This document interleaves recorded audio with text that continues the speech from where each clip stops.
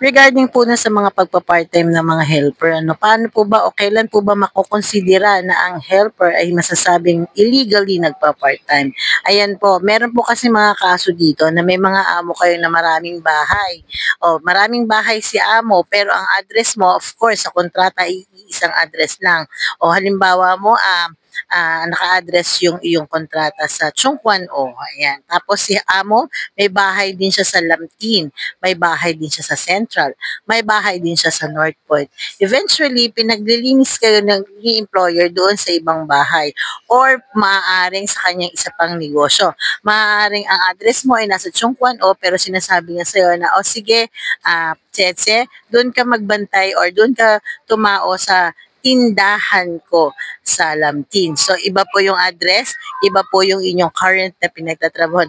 At the same time, iba pong trabaho ang pinagagawa sa inyo. Tatandaan niyo po sa mga domestic helper na katulad ko kung ano po ang nakalagay sa ating sa ating visa, yun po ang dapat nating magiging trabaho. Kung domestic helper po tayo, hindi po tayo pwedeng gawin yamang gawing tindera, tagabantay na kanyang mga other na negosyo. Makakonsidera po yan na illegal part-time. At yun nga po, sinasabi ko, mananagot po ang helper, ganun din po ang amo.